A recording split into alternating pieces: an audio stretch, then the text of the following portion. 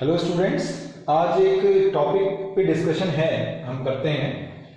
ध्यान रखिएगा, ये बड़ा इंटरेस्टिंग टॉपिक है, वेरी सिंपल है, तो इसकी बात कर लेते हैं। ज़्यादातर स्टूडेंट को बहुत सारा कंफ्यूजन होता है। क्या नए जो पार्टनर यानी कि पार्टनर्स के एडमिशन में हमने देखा है कि पार्टनर जो अपनी कैपिटल लाता है वो कैश या चेक के थ्रू ही लाता है। हम जनरली एंट्री क्या करते हैं, कैश या फिर बैंक अकाउंट डेबिट टू, जब मान लेते हैं सी है तो सीज कैपिटल अकाउंट, और वो प्रीमियम को जो पैसा लाता है उसके लिए क्या करते हैं, टू प्रीमियम फॉर गुडविल। क्या करते हैं, premium for goodwill. I hope यही करते हैं। एक एग्जांपल दे देते हैं, अगर 5 लाख रुपए कैपिटल है और 1 लाख रुपए प्रीमियम है, ये मान लेते हैं, ठीक है। तो टोटल कितने रुपए लाया, 6 लाख रुपए लाया। ऐसा ही होता है जनरली। अभी तक जितने भी आप क्वेश्चन करोगे या कर रहे होगे उसमें आप देखते हैं कि नया पार्टनर जो लाता है पैसा ही ज्यादा रहता है। क्या ऐसा नहीं हो सकता उसके पास प्रॉपर्टी तमाम पड़ी हुई है, वो कहता है कि मेरे पास कैश तो नहीं है लेकिन आप प्रॉपर्टी रखो, काइंड मतलब कैश के अलावा या बैंक के अलावा, चेक के अलावा, क्या वो कोई और तरीका है जिसके कारण वो अपनी कैपिटल को इंट्रोड्यूस करा सकता है फॉर्म में? बिल्कुल करा सकता है। ध्यान रखें, कैपिटल को क्रेडिट होना है, प्रीमियम को क्रेडिट होना है, तो डेबिट कौन हो रहा है? आप कैश और बैंक को मत देखिए, ये है एक एसेट। कैश और बैंक क्या है, एसेट्स। कैश और बैंक नई फर्म में क्या क्रिएट करेगी, यानी कि अगर कोई पार्टनर फर्म में आ रहा है तो फर्म के लिए क्या क्रिएट कर रहा है वो? फर्म के लिए आप कैश को मत देखो, कैश क्या है इसको देखो। फर्म के लिए वो क्रिएशन कर रहा है, यानी क्रिएट करे एक एसेट को, यानी एसेट को बढ़ा रहा है। किसको बढ़ा रहा है? एसेट को। अगर वो कैश की जगह कोई भी और एसेट को लेके आता है, चाहे वो फर्नीचर को लेके आए, चाहे वो बिल्डिंग को लेके आए, चाहे वो स्टॉक को लेके आए, चाहे लैंड को लेके आए, चाहे कुछ भी लेके आए और फर्म को दे देता है, तो वो भी तो एक एसेट है ना, वो भी तो अल्टीमेटली क्या एक एसेट है। तो एसेट तो क्रिएट हो रही है, तो बस कैश नहीं आ रहा। बस क्या नहीं आ रहा? कैश नहीं आ रहा। तो हम उसकी जगह क्या कर सकते हैं, मान लिया जाए 5 लाख और 1 लाख रुपए, 6 लाख रुपए लाने तो थे उसमें, लेकिन वो कहता है कि मेरे पास कैश नहीं है, मेरे पास कुछ प्रॉपर्टी पड़ी हुई है वो आप ले लो। तो कुछ प्रॉपर्टी के नाम में ले लेता हूं कैश और बैंक की जगह। तो फर्क क्या पड़ेगा? नई बैलेंस शीट की बात करते हैं, जरा देखो होगा क्या। अगर नया पार्टनर है कोई है सी, वो 6 लाख रुपए कैश लाता है और एसेट लाता है, दोनों में अंतर देखते हैं पहले हम, ठीक है। तो 5 लाख रुपए 1 लाख रुपए, अब आप कहोगे सर ये 1 लाख रुपए ओल्ड पार्टनर्स में उनके सैक्रिफाइस रेशियो में ट्रांसफर होगा, बिल्कुल ट्रांसफर होगा, तो वो भी कर लेते हैं। मान लेते हैं ए और बी पार्टनर है इक्वल रेशियो की, ए और बी किसके रेशियो की पार्टनर है? इक्वल रेशियो की। चलो जी, तो हम क्या लिखेंगे, premium for goodwill account debit. जैसे ही ये प्रीमियम लाता है वैसे ही फर्म इस प्रीमियम को क्या करती है, पार्टनर्स के अकाउंट में ट्रांसफर कर देती है उनके सैक्रिफाइसिंग रेशियो में। Capital account to B's capital account. Clear हो गया? अब क्योंकि सैक्रिफाइस रेशियो मेंशन नहीं है तो अल्टीमेटली हमें इनके ओल्ड रेशियो में ही बांटना पड़ेगा इस 1 लाख को। तो 1 लाख को हमने 50,000 और 50,000, ठीक हो गया। तो इस तरह से हम क्या करेंगे, इसकी एंट्री करेंगे। अब मैं ये कह रहा हूं कि वो कैश नहीं लाता, वो कुछ एसेट्स के नाम दे देता हूं मैं, जैसे मान लीजिए, तो क्या कोई फर्क पड़ेगा? क्या फर्क पड़ता है उसको हम देखते हैं। अगर मान लिया जाए वो कहता है कि मैं क्या, मेरे पास कैश या बैंक का बैलेंस तो है नहीं, मेरे पास स्टॉक पड़ा हुआ है 2 लाख का। कितने का? 2 लाख का। लेकिन फर्म कहते हैं कि नहीं जी, हम इसकी वैल्यू 2 लाख नहीं मानेंगे, हम इसकी 1.5 लाख मानेंगे। तो ध्यान रखना, अगर फर्म जो वैल्यू मानेगी उसी को हम रिकॉर्ड करेंगे। तो 2 लाख नहीं रिकॉर्ड होगा, कितना रिकॉर्ड होगा? 1,50,000। तो हम यानी फर्म स्टॉक की वैल्यू जो मानेगी उसी को हम कंसीडर करेंगे।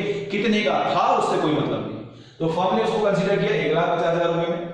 तो स्टॉक की वैल्यू है 1,50,000, लाने 6 लाख है, ध्यान रखना। तो अब कैसे ला रहे हैं देखते जाओ। स्टॉक, उसके बाद फर्नीचर भी पड़ा था पुराना, फर्नीचर भी पड़ा था, 2 लाख का फर्नीचर था, ठीक हो गया। उसके पास कुछ मशीनें भी पड़ी थी, चलो मशीन भी ले लेते हैं। मशीनरी 1 लाख रुपए की थी। मशीन कितने की थी? 1 लाख रुपए की थी, 4.5। और कुछ जमीन या मकान, एक कमरा भी था उसके पास, या जो आप बोल रहे हैं जमीन थी, तो लैंड भी उसने दे दी, या फिर हम ये बोल सकते हैं कि कोई और कोई भी एसेट आप ले सकते हो 1 लाख तक। तो इस तरह से वो अपने 6 लाख रुपए पूरे करता है, लेकिन कैश नहीं देता। लेकिन कैश नहीं देता। क्या नहीं देता? कैश नहीं लिखता, उसकी जगह एसेट लिखता है। तो अब देखो, अब ये सारी की सारी क्या है, आप बोलोगे सर ये भी तो एसेट ही है, ये भी क्या है, एसेट ही है, और कैश और बैंक क्या है, ये भी एसेट है। अंतर तो केवल यही है ना, नेचर अलग है ना एसेट का।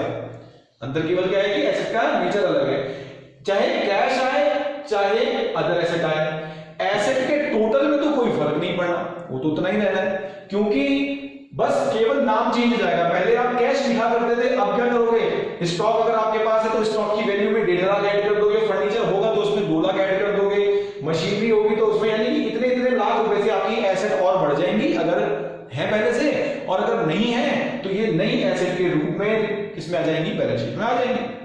That's so simple.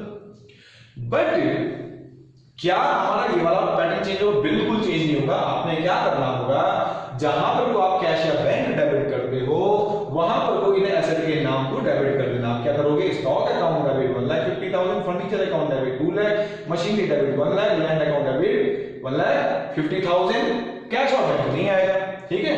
तो ये सारी डेबिट हो गई। 2 सीरीज कैपिटल ऐसे ही रहेगा 5 लाख, और 2 प्रीमियम और गुडविल 1 लाख ऐसे ही रहेगा, और फिर ये प्रीमियम क्या हो जाएगा, ट्रांसफर हो जाएगा, क्या हो जाएगा, प्रीमियम ट्रांसफर हो जाएगा। लेकिन एक चीज ध्यान रखना, जब कैश में वो प्रीमियम लाते हैं, कैश में क्या करता है, वो प्रीमियम लाता है, तो पार्टनर क्या कर सकते हैं, इस प्रीमियम की अमाउंट को विथड्रॉ कर सकते हैं।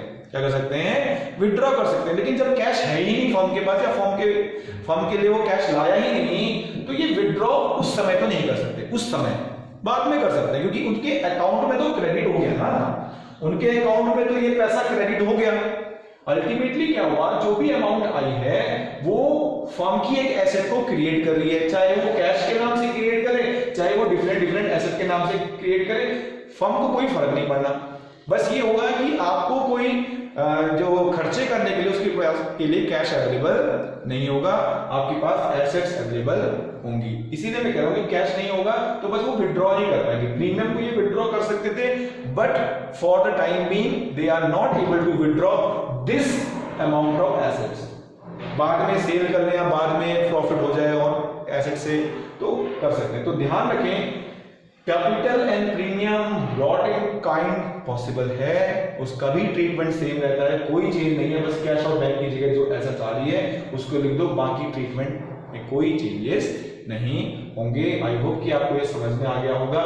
देखो, पार्टनर्स की कैपिटल में कोई चेंज नहीं हुआ। आपने पार्टनर्स के कैपिटल अकाउंट में क्या लिख देना है, कैपिटल अकाउंट जब आप बनाओगे तो वहां को लिखते थे कैश और बैंक लिखते थे। अब क्या लिखोगे, बाय सन्ड्री एसेट्स। क्या लिखोगे, बाय सन्ड्री एसेट 5 लाख, और बाय प्रीमियम, या जिसे हम लिखेंगे प्रीमियम फॉर गुडविल के लिए हम बैंक में लिखते थे, अब नहीं लिखेंगे, अब हम इंडिविजुअली इसको लिख देंगे, एसेट को लिख सकते हैं, या सन्ड्री एसेट करके भी आप लिख सकते हैं। तो ये चीजें थोड़ा सा ध्यान दीजिएगा, कोई अंतर नहीं है, सिंपल सा कंसेप्ट है। ज्यादातर स्टूडेंट बड़े कंफ्यूज होते हैं कि अब क्या होगा। ये इंडिविजुअल क्वेश्चन पूछे जाते हैं 3 या 4 मार्क्स में, तो आप लोग इसमें प्रॉब्लम नहीं करिएगा। अगर और कोई प्रॉब्लम होती है तो मुझे टेक्स्ट करके या रिप्लाई करके मुझे बताइए। Thank you very much.